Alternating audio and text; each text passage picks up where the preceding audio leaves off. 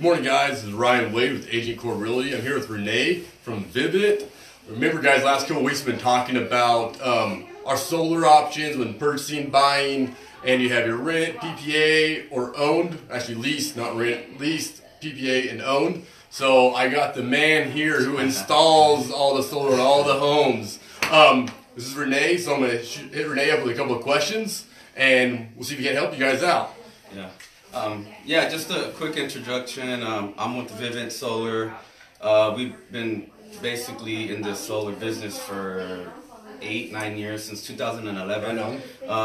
We have a huge building here in local on Union and 178, and so we do everything out of there, all the installers, all the electricians, us, whole office, whole operations, and everything like that. So yeah, thanks for having me on. Oh, no problem, man, Rene. So number one question is, what kind of solar do I want to put on my house if I want to sell my house?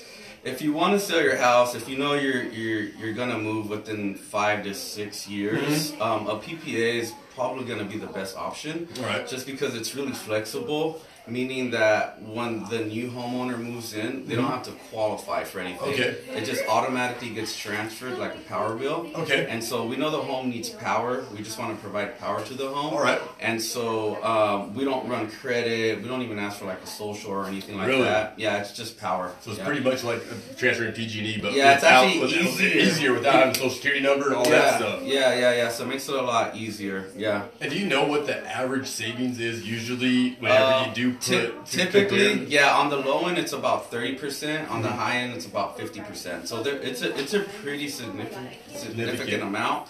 But what we like to tell people too is like those savings, they just start to compound themselves year over year, because PG&E's rates are going up about 10 to 15% every year. Oh my gosh. And now they just filed bankruptcy, I believe, on Tuesday. Yeah. And so they're saying, like, I read an article that said that their rates are going to quintuple.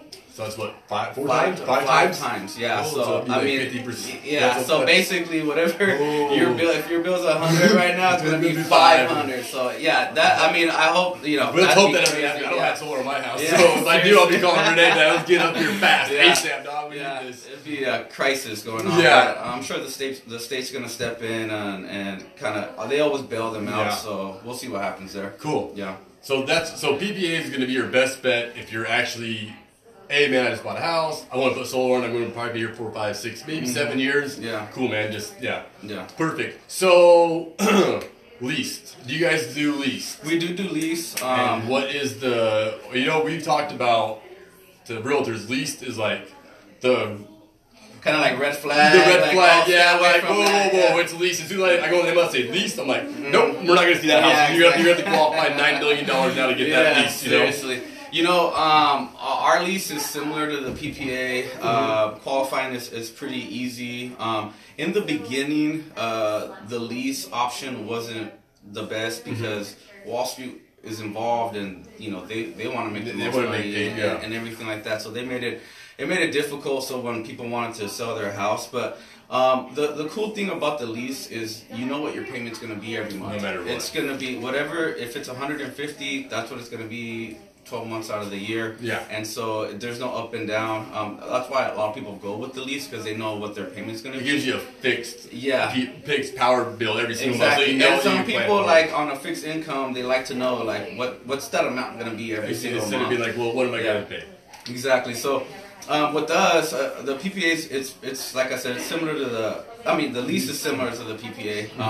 It's easy to transfer and everything like that. I wouldn't say like, hey, if you see a Vivint lease, it's not like impossible. Yeah. It's not like super. It's like, oh my gosh, now we're screwed now, guys. Sorry, you can't get the house that you want. Right. Okay.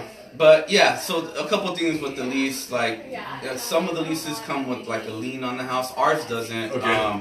Some of the leases that you might run into, the customer has to qualify. There is debt acquired and things like that. So I always say, if you're gonna lease, you might as well buy. Okay. And if you're not comfortable with that purchase, then just do PPA. Okay. Because it's the easiest route. We've done lease, we've done PPA and owned. Owned in my everybody's like owned. That's ideal. Is it actually ideal. I mean, and then you have maintenance with it, correct? Yeah. So, I mean, and then with us, the maintenance is included. But, okay. Is that for the lifetime of your solar equipment from Vivint? It's a 25-year warranty. Okay. So you'll have it for that long. But with the purchase, what I tell most of my customers. One, you want to make sure that you're going to stay in the home for a very long time because it's a pretty big investment. And you want to make sure you get your money's worth, exactly. Right? And then the other thing is know what your tax situation is because, a lot of solar companies will paint you a pretty story like you're going to get this $10,000 tax credit. Well, you'll get that tax credit if you qualify for it. Oh, so it's not guaranteed then. It's not guaranteed that you'll get the full amount, and so we could have like an hour-long discussion on the whole purchase and everything like that. But the main thing is just know how long you're gonna stay, and as far as your tax situation, talk to your tax person and make sure that you're gonna get that full tax credit back when you go and file your taxes. It's gonna be important. To get that money back. Yeah, exactly. So, out of the PPA, with PPA, what happens to the equipment? Does it stay with? Is it basically whenever you get a PPA, you're like, hey, I got a PPA solar. So whenever someone else buys it, it's like, hey, that's just staying there. I'm out of this now. I'm moving on, and now there's another person that's pretty much just picking up the ball where you left off. Right. That's the easiest route to go. What most of our customers do is. When they move, they'll leave the system there, and then they'll just start a new PPA at their new house. Okay. So that's the easiest route. You do have the option of moving it, but it's kind of like, if it's there, just leave it there. They're going to save money. You go to your new house, you just start a new one. You already know how it works. It's simple and easy, so that's what most of our customers do, and that's what we recommend, because it's just the easiest route, For sure. Yeah. All right, guys. You guys have any more questions about solar or putting solar on your guys' property or whatnot? Hit me up or hit up Rene. He will share all this stuff on all of his social media. It'll be all over our social media. So if you guys have any questions, please feel free to reach out to us. We'd love to answer them for you guys. And hey, you guys have a great rest of the day. And I know it's raining cats and dogs out there, so try to stay dry. You guys have a good one. Peace.